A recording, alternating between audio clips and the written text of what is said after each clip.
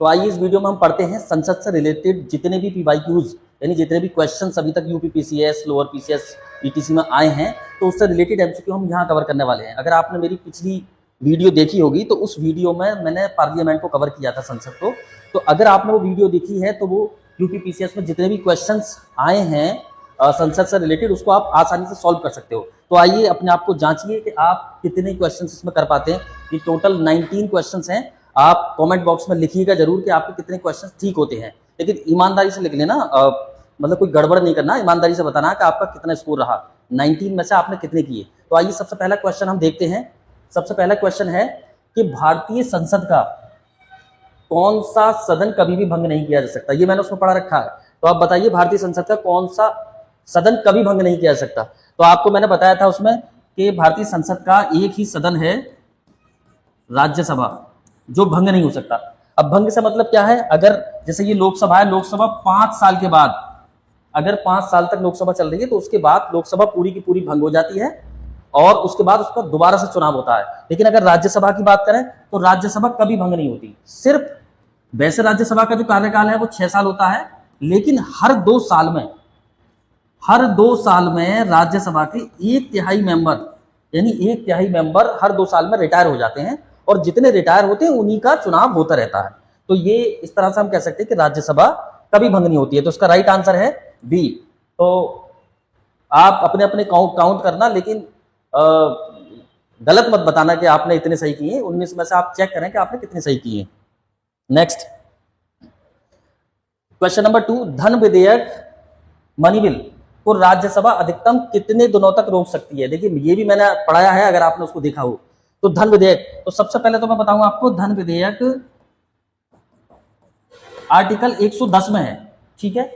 और मैंने ये बताया था कि धन विधेयक पार्लियामेंट की लोकसभा राज्यसभा, केवल लोकसभा में ही पेश किया जा सकता है। यहाँ पर धन विधेयक को राज्यसभा में पेश नहीं कर सकते, ठीक है। टैक्स से रिलेटेड होता है, लोन से रिलेटेड होता है धन विधेयक, ठीक है। लेकिन एक चीज और आप समझते चलें कि धन विधेयक केवल लोकसभा में पेश कर सकते हैं और धन विधेयक को पेश करने से पहले राष्ट्रपति की अनुशंसा की जरूरत पड़ती है। दूसरी बात, धन विधेयक है या नहीं, इसका जो निर्णय करता है वो करता है लोकसभा स्पीकर। लोकसभा स्पीकर का ही अंतिम निर्णय होता है कि ये धन विधेयक है, वही बताएगा। और ये दे रखा है आर्टिकल 110 के क्लॉज 3 में, 110 के 3 में ये वर्णित है कि धन विधेयक है या नहीं, इसका अंतिम निर्णय लोकसभा स्पीकर करेगा। नेक्स्ट क्वेश्चन, तो अब आप देख लीजिए, इसमें क्वेश्चन ये है, धन विधेयक को राज्यसभा अधिकतम कितने दिनों तक रोक सकती है। तो अगर लोकसभा ने धन विधेयक को पास कर दिया अपने पास से और फिर वो राज्यसभा में आ गया धन विधेयक, तो राज्यसभा अगर चाहे कि मैं उसको रोक दूं तो ऐसा वो नहीं कर सकती, क्योंकि ये नियम है कि अगर राज्यसभा के पास धन विधेयक 14 दिन तक पड़ा रहा और राज्यसभा ने उसको पास नहीं किया तो वो धन विधेयक पास माना जाएगा। इसका मतलब यह है कि धन विधेयक के मामले में राज्यसभा की जो शक्ति है वो लोकसभा के मामले में 0 है। चलिए, और उसके बाद वो राष्ट्रपति के पास चला जाएगा और धन विधेयक फिर पास हो जाएगा। नेक्स्ट क्वेश्चन, तो इसका आंसर क्या हो गया, 14 दिन, यानी अधिकतम 14 दिन तक रोक सकती है, उससे ज्यादा नहीं। रोकेगी तो पास माना जाएगा, ठीक है। नेक्स्ट क्वेश्चन, भारतीय संसद का अभिन्न अंग है। देखिए मैंने आपको बताया था कि संसद जो है वो 3 से मिलकर बनी है, किससे, लोकसभा, राज्यसभा और राष्ट्रपति। तो क्या बोला है इन्होंने, भारतीय संसद का अभिन्न अंग है। तो प्रधानमंत्री नहीं है, सर्वोच्च न्यायालय नहीं है, क्या हुआ, राष्ट्रपति। तो उसका आंसर क्या लगाएंगे आप, राष्ट्रपति। 2 सदन होते हैं ना संसद के, एक तो लोकसभा और एक राज्यसभा। 79 आर्टिकल 79 में, संविधान के अनुच्छेद 79 में संसद का जिक्र है और लोकसभा 81 में है आर्टिकल 81 में और राज्यसभा आर्टिकल 80 में है, ठीक है। ये कभी कभी मैच करने के लिए UP PCS, lower PCS, SSC में आ जाता है। तो आप ध्यान रखें कि आर्टिकल 81 में लोकसभा है, आर्टिकल 80 में राज्यसभा है और संसद 79 में है। वैसे संसद की जो सारी नियमावली है वो 79 से 122 तक, यानी 79 से 122 तक पूरी नियमावली संसद के बारे में दे रखी है संविधान में, पार्ट 5 में। नेक्स्ट क्वेश्चन, लोकसभा की अधिकतम सदस्य संख्या कितनी हो सकती है। तो बताइए, जल्दी से काउंट कीजिए मेरे बताने से पहले, लोकसभा की अधिकतम संख्या कितनी हो सकती है। चलिए देखते हैं। देखिए मैंने आप बताया था आपको कि वर्तमान में लोकसभा की अधिकतम सदस्य संख्या 543 है वर्तमान में, ठीक है। और जिसमें कि इसके 524 सदस्य राज्यों से आते हैं, मतलब देश के राज्यों से चुने जाते हैं, और इसके 19 सदस्य आते हैं केंद्र शासित प्रदेशों से, यानी 524 राज्यों से, 19 केंद्र शासित प्रदेशों से। ठीक है, 19 में जो सबसे ज्यादा आते हैं वो आते हैं दिल्ली से। ठीक है, दिल्ली से 7 सदस्य आते हैं। ठीक है, उसके बाद जम्मू कश्मीर से आते हैं, जम्मू कश्मीर से आते हैं 5 सदस्य। ठीक है, दादरा नागर हवेली से 2 सदस्य, दमन और दादरा एक हो गया है ना, तो उससे 2 सदस्य, बाकी जितने केंद्र शासित बचे उनसे एक एक सदस्य, टोटल 19। ठीक है, ये तो हो गई वर्तमान सदस्य। लेकिन अब हम बात करते हैं अधिकतम की। अधिकतम सदस्य, तो अधिकतम सदस्य हैं 552। बताइए किस किस का ठीक था? अगर आपका ठीक था तो अच्छी बात है। 552 लोकसभा की अधिकतम सदस्य संख्या है। नेक्स्ट, संसद का संयुक्त अधिवेशन कौन बुलाता है? Very important question. ये समझ लीजिए कि ये संसद का अगर कोई क्वेश्चन बहुत पूछा जाता है तो सबसे ज्यादा यही क्वेश्चन पूछा जाता है। इसको कैसे ही करके अपने दिमाग में बिठा लीजिए, बाथरूम में कहीं चिपका लीजिए, वहां रोज देखना पड़ेगा आपको, अगर रोज नहाते हैं तो वो जो मतलब इंपॉर्टेंट क्वेश्चन है, इसकी महत्ता की वजह से मैं ऐसा कह रहा हूं, बाकी कोई जरूरत नहीं है, आप याद भी कर सकते हैं। नेक्स्ट है संसद का संयुक्त अधिवेशन। ठीक है, देखिए मैंने आपको पढ़ाया था अपनी वीडियो में कि राष्ट्रपति को अधिकार है, ठीक है, अगर जैसे मान लीजिए ये संसद है, ठीक है, संसद के 2 हाउस होगा, एक लोकसभा एक राज्यसभा। अगर कोई बिल यहां पेश हुआ है लोकसभा में पास होने के लिए विधेयक, और यहां से तो पास हो गया, राज्यसभा में पहुंच गया, लेकिन राज्यसभा उसको पास नहीं कर रही है, इसने पास कर दिया, राज्यसभा में बात नहीं बन रही है, तो राष्ट्रपति को यह अधिकार है कि वो संयुक्त अधिवेशन बुला सकता है। क्या बुला सकता है? संयुक्त अधिवेशन, मतलब ज्वाइंट सिटिंग, दोनों सदनों की एक साथ बैठक करा सकता है। और यह है आर्टिकल 108 में, यानी संविधान के अनुच्छेद 108 में राष्ट्रपति को अधिकार है कि वो दोनों की संयुक्त अधिवेशन बुला सकता है, मीटिंग बुला सकता है। ठीक है, अच्छा, दूसरी बात यह है सबसे इंपॉर्टेंट कि संसद का जो संयुक्त अधिवेशन होता है उसकी अध्यक्षता कौन करता है? चलो, बुला तो राष्ट्रपति रहा है, ठीक है, बुला तो राष्ट्रपति ने लिया, लेकिन ये जो अधिवेशन हुआ संयुक्त अधिवेशन, इसकी अध्यक्षता कौन कर रहा है? चेयरमैनशिप, अध्यक्षता करता है लोकसभा स्पीकर, लोकसभा अध्यक्ष या स्पीकर। ठीक है, ये इसकी अध्यक्षता करता है। देखिए ध्यान रखना, अधिवेशन बुलाएगा राष्ट्रपति और अध्यक्षता करेगा उसकी लोकसभा स्पीकर। और ये संविधान के 118 यानी आर्टिकल 118 के क्लॉज 4 में वर्णित है। संविधान में ये लिखा हुआ है कि संविधान में कि राष्ट्रपति तो 108 के तहत संयुक्त अधिवेशन बुलाएगा, लेकिन अगर उसकी अध्यक्षता की बात आ गई तो 118(4) के तहत लोकसभा अध्यक्ष ही उसकी अध्यक्षता करेगा उस संयुक्त अधिवेशन की। चलिए नेक्स्ट। अच्छा, एक चीज और मैं बता दूं आपको कि अगर मान लिया जाए कि जो अधिवेशन था, जो संयुक्त अधिवेशन है, अगर उसमें संयुक्त अधिवेशन में लोकसभा स्पीकर नहीं है, लोकसभा स्पीकर मौजूद नहीं है, ठीक है, एब्सेंस है, तो इसकी जगह किसे बना सकते हैं? ठीक है, लोकसभा अध्यक्ष मौजूद नहीं है संयुक्त अधिवेशन की बैठक मतलब जो अध्यक्षता करने के लिए, तो फिर किसको बुलाएंगे? देखिए मैं संयुक्त अधिवेशन की बात कर रहा हूं, ना कि लोकसभा की अध्यक्षता की। ठीक है, जब संयुक्त अधिवेशन राष्ट्रपति कराता है 108 में, उसकी बात कर रहा हूं मैं। तो लोकसभा स्पीकर अध्यक्ष अगर मौजूद नहीं है तो उसकी जगह बैठेगा लोकसभा उपाध्यक्ष। ठीक है, लोकसभा उपाध्यक्ष। सपोज करो कि ये भी मौजूद नहीं है, लोकसभा उपाध्यक्ष भी मौजूद नहीं है, तो ज्वाइंट सेशन चल रहा है, राज्यसभा के मेंबर भी मौजूद हैं, तब बैठेगा उसमें राज्यसभा का उपसभापति।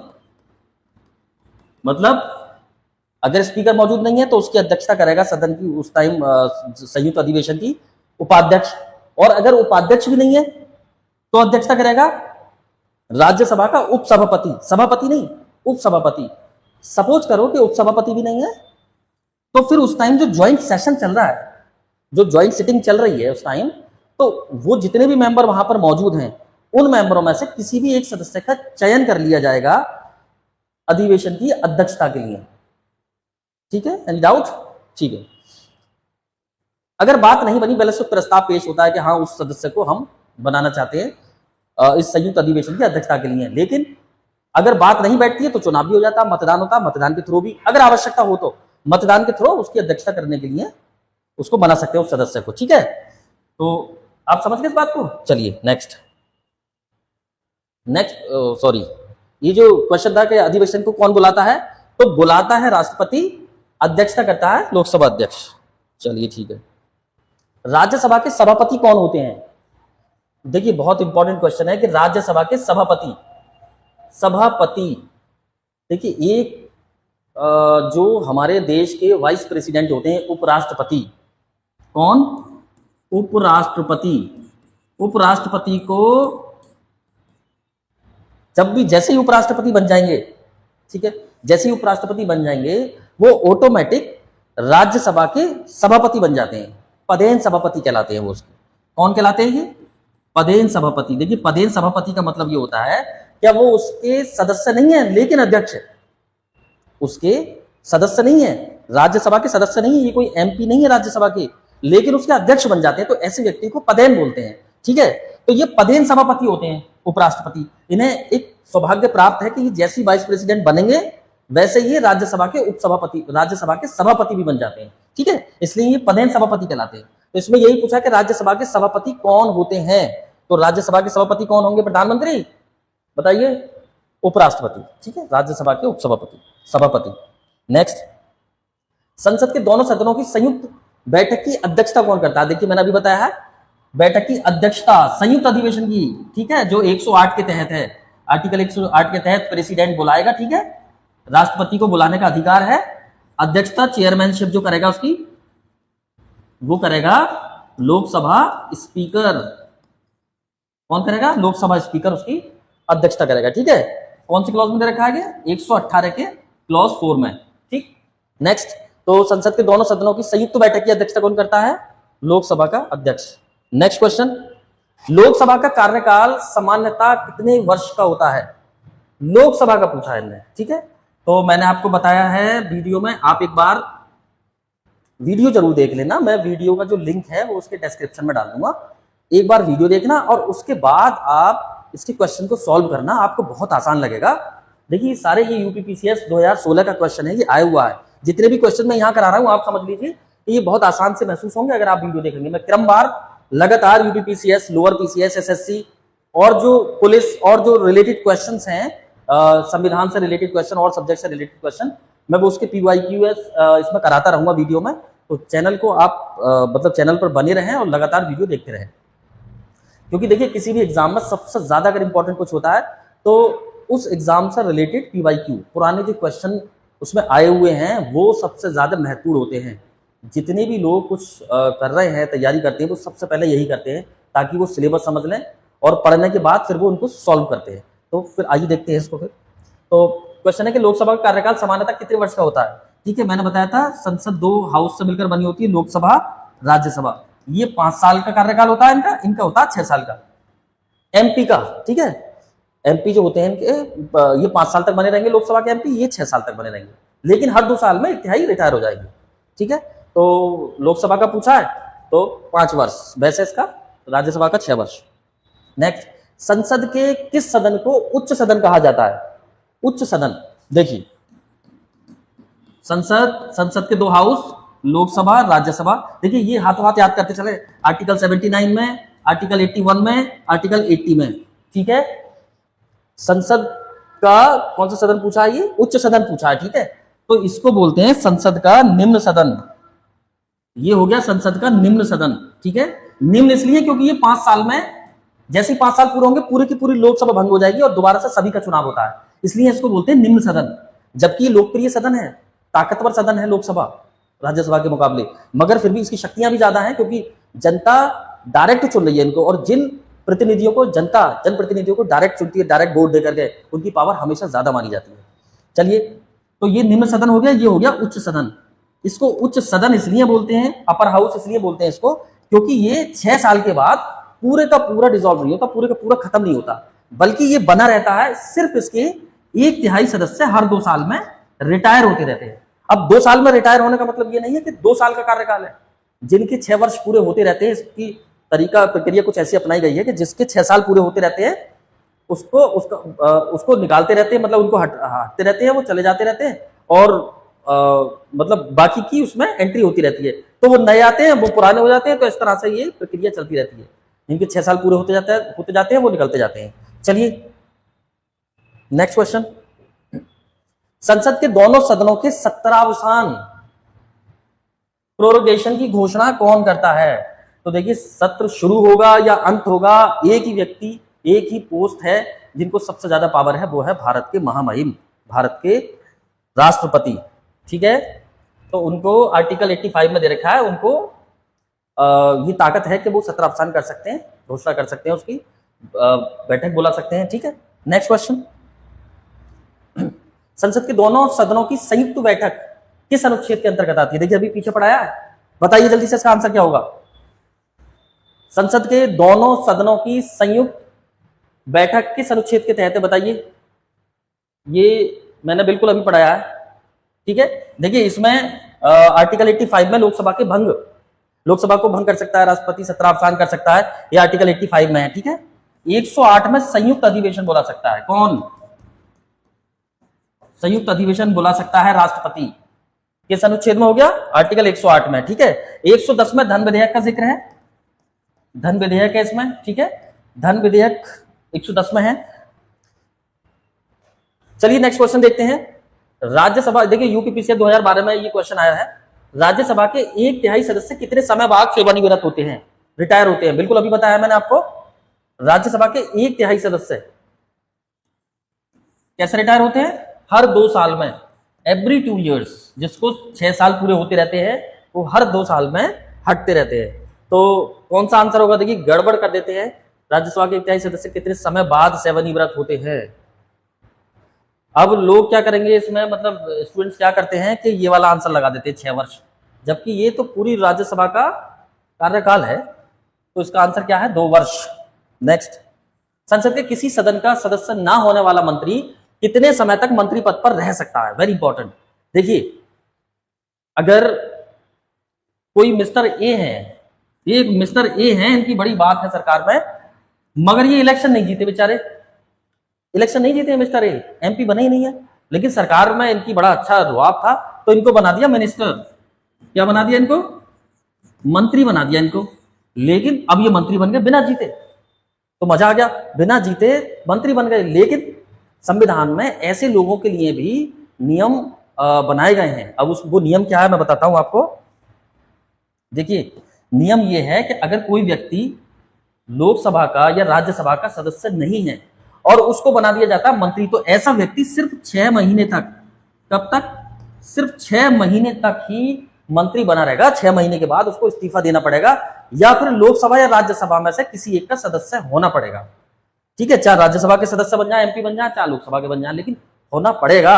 ऐसा कई बार हुआ है कि मजबूरी में बना दिया मंत्री, लेकिन बाद में उनको चुनाव जीतना पड़ा या फिर पद को छोड़ना पड़ा। ठीक है, और ये जो प्रक्रिया है, अगर हम संविधान का आर्टिकल 75 का क्लॉज 5 देखेंगे तो उसमें इसी का जिक्र है कि जो 6 महीने तक ये लोग मंत्री बन सकते हैं अगर वो उसका सदस्य नहीं है। तो उसका आंसर क्या हो गया? 6 months। नेक्स्ट क्वेश्चन, लोकसभा अध्यक्ष अपना त्यागपत्र किसे देता है?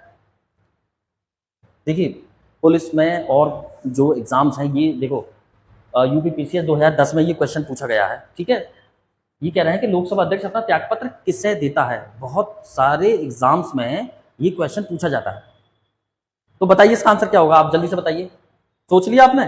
तब तो मैं बताऊं, लोकसभा अध्यक्ष अपना त्यागपत्र किसे देता है? ठीक है, देखिए एक प्रक्रिया है, लोकसभा का जो अध्यक्ष है, ठीक है, वो अपना इस्तीफा देगा लोकसभा के उपाध्यक्ष को। ठीक है, लोकसभा अध्यक्ष अपना इस्तीफा कैसे देगा? लोकसभा के उपाध्यक्ष को, और लोकसभा का उपाध्यक्ष को इस्तीफा देना है तो वो देगा लोकसभा अध्यक्ष को। बहुत ध्यान से देखिए, रिवर्सिबल प्रक्रिया है, दोनों एक दूसरे को, ये इसको इस्तीफा दे रहा है, ये उनको दे रहा है, लोकसभा अध्यक्ष उपाध्यक्ष को और उपाध्यक्ष लोकसभा अध्यक्ष को। अब मैं बात करता हूं राष्ट्रपति की। बात करें, राष्ट्रपति अपना इस्तीफा देंगे उपराष्ट्रपति को। किसको? उपराष्ट्रपति को। ठीक है, और उपराष्ट्रपति को इस्तीफा देना है तो वो राष्ट्रपति को। ठीक है, आगे बात समझ में? तो राष्ट्रपति किसको देंगे अपना इस्तीफा? उपराष्ट्रपति को। प्रधानमंत्री किसे देंगे? राष्ट्रपति को अपना इस्तीफा। ठीक है, और उपाध्यक्ष देंगे अध्यक्ष को, उपराष्ट्रपति देंगे राष्ट्रपति को। ठीक है, इसको याद कर लेना, ये मैचिंग में आ जाता है, कभी कभी मिलान करने के लिए आ जाता है, ठीक है, कूट वाले क्वेश्चंस में। तो ये क्या कह रहे हैं, लोकसभा अध्यक्ष अपना त्यागपत्र देगा उपाध्यक्ष को, ठीक है, डेप्यूटी स्पीकर को। तो आइए नेक्स्ट क्वेश्चन देखते हैं। ये क्वेश्चन यूपीपीसीएस 2009 में आया है, ठीक है, आप समझिए इस क्वेश्चन को। राज्यसभा में राष्ट्रपति द्वारा कितने सदस्य मनोनीत किए जाते हैं राज्यसभा में? देखिए इस क्वेश्चन के बिना तो समझ लीजिए कि मुझे लगता है लगभग कंपटीशन में ये क्वेश्चन पूछा ही गया होगा। यूपीपीसीएस में कई बार पूछा गया है, ठीक है, 2009 का तो ब्यौरा मैंने दे रखा है यहाँ पर। तो राज्यसभा में राष्ट्रपति द्वारा कितने सदस्य? हम सभी जानते हैं कि सदस्य हैं 12, ठीक है, और ये 12 सदस्यों को राष्ट्रपति मनोनीत करता है। ये प्रक्रिया जो ली है हमने आयरलैंड के कॉन्स्टिट्यूशन से ली है। कहां से? आयरलैंड के संविधान से ली गई है, ठीक है। अब इसको मनोनीत करने का अधिकार किसको है? राष्ट्रपति को। 12 सदस्य, ये 12 सदस्य कौन होंगे जो राज्यसभा में मनोनीत होंगे? देखिए संविधान के आर्टिकल 80 में लिखा है कि राष्ट्रपति ऐसे व्यक्ति जो कि कला, साहित्य, ठीक है, विज्ञान, समाज सेवा में थोड़ी महारत हासिल रखते हो, मतलब एक अच्छे दर्जे के पढ़े लिखे हो, कला में, साहित्य, विज्ञान में, और समाज से भी बहुत अच्छे लेवल के हो, तो उनको उनके योगदान की वजह से उनको राज्यसभा में ले लिया जाता है। राष्ट्रपति अपनी मर्जी से उन 12 सदस्यों को मनोनीत कर सकते हैं। पहले लोकसभा में भी ये प्रक्रिया थी, यानी कि लोकसभा में भी राष्ट्रपति 2 एंग्लो इंडियन को, एंग्लो इंडियन मतलब आंग्ल भारतीय, उन 2 को राष्ट्रपति अपनी मर्जी से बना सकता था। किन्हीं भी 2 एंग्लो इंडियन को मनोनीत करने का अधिकार लोकसभा में भी था, लेकिन अब उसको हटा दिया है, अब नहीं है ऐसा, ठीक है। और वो कौन से आर्टिकल में था? ये आर्टिकल 331 में, यानी आर्टिकल 331 में के तहत राष्ट्रपति लोकसभा में 2 सदस्यों को मनोनीत कर सकता था, लेकिन अब नहीं है, ठीक है। तो उसका आंसर क्या हो गया? राज्यसभा में राष्ट्रपति द्वारा कितने सदस्य मनोनीत होंगे? 12। नेक्स्ट, धन विधेयक है या नहीं, इसका अंतिम निर्णय कौन करता है? अभी मैंने बताया थोड़ी देर पहले। तो देखिए मैंने बताया कि जो धन विधेयक है, ठीक है, धन विधेयक आर्टिकल 110 में है, ठीक है। अंतिम निर्णय किसका होगा? जब विधेयक पेश होगा तो ये जो बताएगा कि ये धन विधेयक है, जिसकी मानी जाएगी, जो कह देगा उसी बात को माना जाएगा, वो है लोकसभा का अध्यक्ष, लोकसभा का स्पीकर, ठीक है। और ये 110 के क्लॉज 3 में वर्णित है कि लोकसभा स्पीकर का ही अंतिम निर्णय होगा। कैसा निर्णय? अंतिम निर्णय उसी का ही माना जाएगा। अगर उन्होंने बता दिया लोकसभा स्पीकर ने कि ये धन विधेयक है, तब मान लिया जाएगा कि धन विधेयक है, ठीक है। अनुच्छेद 110 में दे रखा है, और ये जो दे रखा है कि अंतिम निर्णय होगा, वो आर्टिकल 110 की जो उपखंड है 3 उसके अंतर्गत है। नेक्स्ट, तो इसका आंसर क्या हो गया? धन विधेयक है या नहीं, कौन बताएगा? लोकसभा अध्यक्ष। नेक्स्ट, संसद के 2 सत्रों के बीच अधिकतम अंतर कितना हो सकता है? 2 सत्रों के बीच, देखिए अधिकतम अंतर मैं बताऊं आपको। जैसे आज मान लिया 1 जनवरी को राष्ट्रपति ने सत्र बुलाया, 1 जनवरी को बैठक हुई, सत्र बुलाया, ठीक है, मीटिंग बुलाई। राष्ट्रपति के अंदर में होता है, राष्ट्रपति संसद के सत्रों को बुला सकता है, राष्ट्रपति की ये मतलब पावर है। तो अगर 1 जनवरी को संसद की बैठक हुई, ठीक है,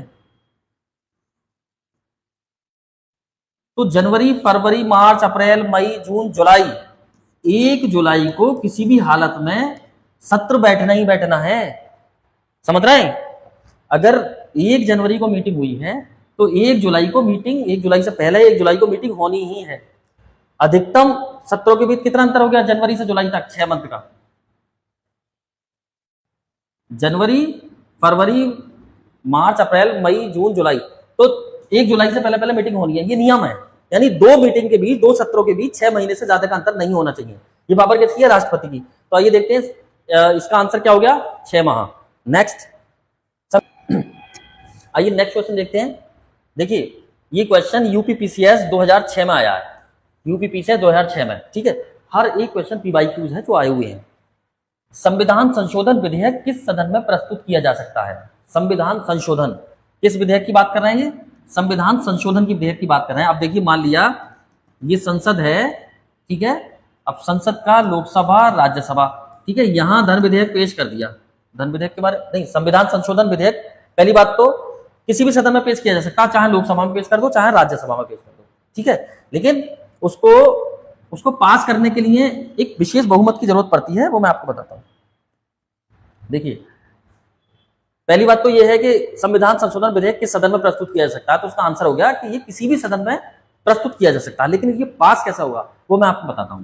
देखिए, इसको पास करने के लिए जो पूर्ण बहुमत है, मतलब जो मेजोरिटी है हमारी जिससे सरकार बनती है, वो लिया जाएगा। जैसे मान लिया 543 है, 543 टोटल मेंबर है हमारे पास, ठीक है, जो लोकसभा के इस टाइम वर्तमान में सदस्य संख्या है, तो इसका जो पूर्ण बहुमत निकल के आता है वो आता है 272। मतलब इतने जिसके पास होंगे उसकी सरकार बन जाती है, गवर्नमेंट बन जाती है, जिसके पास 272 मेंबर होंगे, ठीक है। तो एक तो ये 272 लिया जाएगा, ठीक है, प्लस एक कंडीशन और है। एक कंडीशन ये है कि उस वक्त लोकसभा में जितने भी सदस्य मौजूद हों, ठीक है, उनका 2/3, लेकिन उनका 2/3 272 से कम नहीं होना चाहिए, ठीक है। जैसे मान लिया उस टाइम 450 मेंबर मौजूद थे लोकसभा में, बाकी छुट्टी पर या नहीं आए थे, तो 450 का 2/3, ठीक है, 2/3 देखिए कितना हो गया, डिवाइड कर लीजिए, यानी 150 इंटू 2 इक्वल टू 300, ठीक है। तो ये हो गया 300, ये हो गया विशेष बहुमत, जिसकी वजह से संविधान संशोधन विधेयक पास होगा। लेकिन कभी कभी आधे से अधिक, आधे से ज्यादा, मतलब लगभग आधे राज्यों की भी सहमति आवश्यक होती है किसी किसी संविधान संशोधन में, ठीक है। तो आप इसको समझ गए होंगे, यानी पूर्ण बहुमत लेंगे, जितने भी टोटल संख्या है और जितने मौजूद है उस वक्त जब वोटिंग चल रही है, तो उसका 2/3, जो कि इससे कम नहीं ना हो, 272 से कम ना हो। चलिए नेक्स्ट, संसद का प्रथम सत्र बुलाने का अधिकार किसके पास है? अभी पीछे बताया है, तो किसको अधिकार है? राष्ट्रपति को ही प्रथम सत्र बुलाने का अधिकार है, आर्टिकल 85। नेक्स्ट, चलिए खत्म हो गया है। तो आप कमेंट बॉक्स में लिखिए ईमानदारी से कि आपके कितने क्वेश्चंस ठीक हुए, ठीक है, उससे अंदाजा लगेगा कि 19 में से कितने आपने कर पाए, कौन कितना जीनियस है।